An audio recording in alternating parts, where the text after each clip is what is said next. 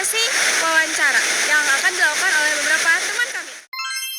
Baik, sekarang saya sudah berada bersama Ibu Badriah selaku pemilik usaha SJ Yodi Tenda. Sejak kapan Ibu memulai bisnis ini? Dari tahun 2011. Wah, ternyata sudah cukup lama ya. Apa saja bahan yang dibutuhkan dalam bisnis ini? Untuk yang pertama kali kita harus ada SDM-nya ya.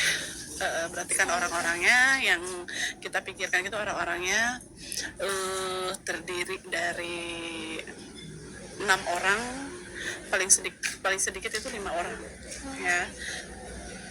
Oh iya, baik Bu.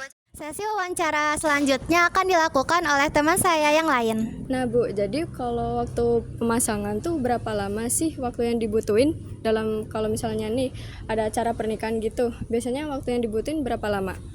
Kalau untuk pemasangan biasanya itu kita nggak menurut jam ya. Iya. Ibaratnya berapa lama, berapa jam, karena kita kan tergantung cuaca ya. Kalau misalnya dari kita start kerja itu jam 10 ya, jam 10 itu kita udah start kerja sampai lokasi ya. Kalau yang dekat paling kan 1 jam, jam 11 kita start. Kalau untuk pemasangan sampai beres ya, sampai beres. Terkadang kita sampai jam 10 malam, jam 11 malam gitu. Terkadang juga gimana luas tendanya gitu. Kalau memang tendanya permintaannya luas ya pengerjaannya pun lama gitu kan. Bisa sampai dari pagi sampai malam lagi gitu. Jadi tergantung cuaca sama denah ininya ya? Iya, untuk ukuran tendanya luasnya ya. Kalau misalnya tendanya kecil sih gampang ya, paling cuma sampai 3 jam atau 4 jam.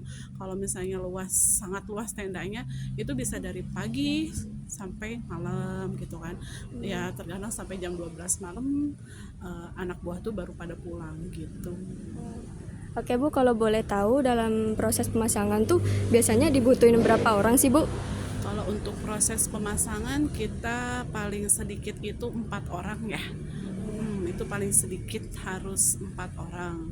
Kalau misalnya kita kurang dari 4 orang itu sangat sangat riskan sekali karena pengerjaannya pun berat ya.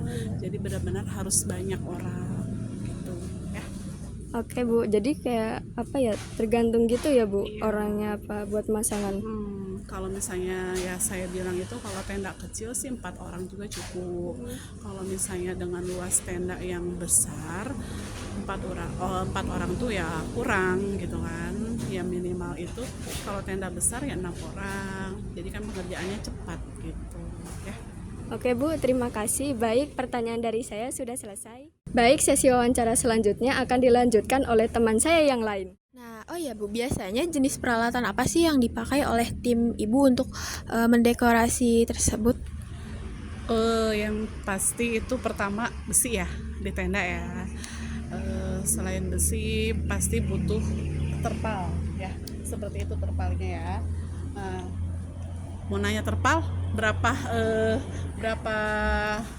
ibaratnya masa bagusnya ya, intinya masa berlakunya nih terpal sampai kapan gitu kan. Untuk terpal ini itu kita biasa pasang itu pakai itu ya, dipakai hanya 6 bulan. Jadi hanya 6 bulan, setiap 6 bulan sekali untuk terpal ini harus diganti. Karena apa? Kalau tidak diganti hujan pasti rembes, nanti ibaratnya dikomplain dong ya kan. Makanya untuk di bidang jasa ini kita harus benar-benar menservis customer gitu kan.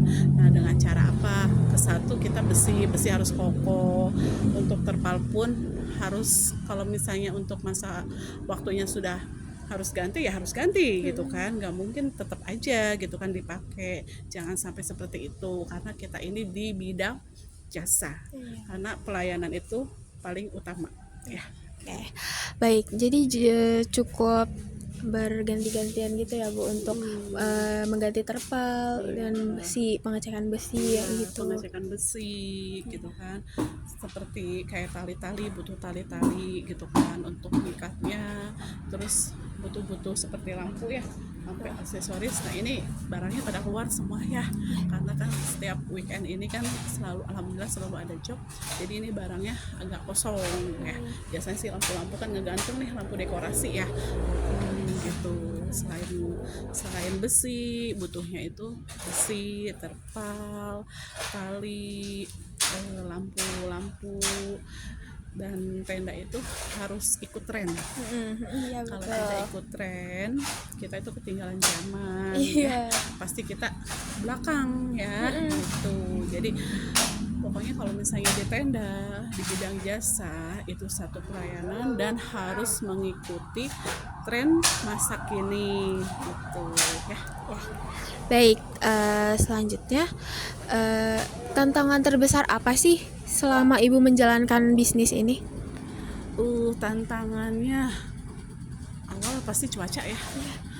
Cuaca ekstrim lah, seperti angin, hujan, petir. Mungkin yang lebih serem lagi angin ya. Tapi ya selama ini kita masang alhamdulillah tidak ada seperti angin gitu ya, tenda-tenda tidak, alhamdulillah ya. Terus keduanya kita tantangan terhadap customer ya, klien kita. Customer itu kan kita bermacam-macam ya, beda-beda karakter. Ada karakternya baik, ada karakternya rese, ada karakternya ya pokoknya namanya manusia kan itu kan berbeda-beda ya karakternya, nggak mungkin semua itu sama.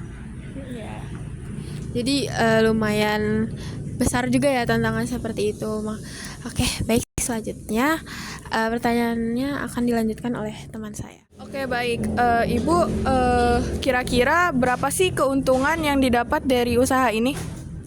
Kalau untuk keuntungan ya yang jelas pertama itu pasti kita di modal dulu ya. Untuk menikmati keuntungan itu ya nanti belakangan.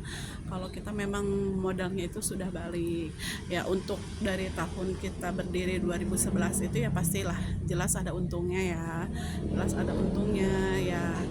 Untuk nominalnya mungkin privacy ya, nominalnya ya intinya di bidang jasa ini kalau kita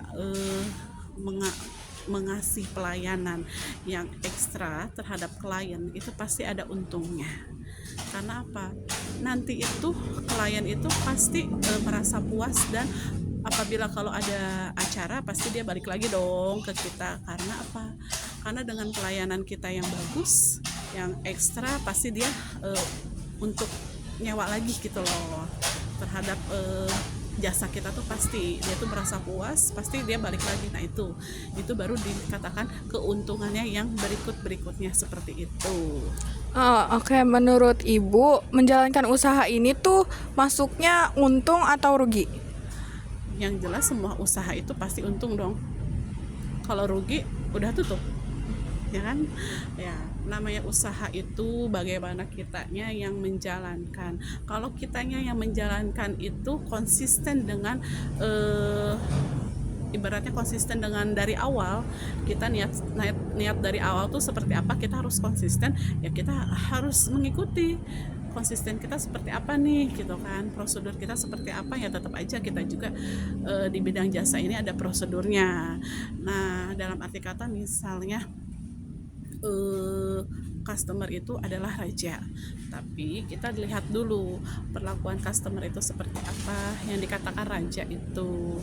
Tapi intinya kalau namanya usaha itu pasti ada untung, gitu aja ya. Baik, terima kasih Bu Badriah atas wawancaranya tadi. Saya sama-sama ya. Itulah laporan hasil wawancara dari kelompok kami. Kami harap informasi yang diberikan dapat menambah pengetahuan kalian semua di bidang usaha yang bergerak dalam bidang jasa. Sekian dari kami. Wassalamualaikum warahmatullahi wabarakatuh.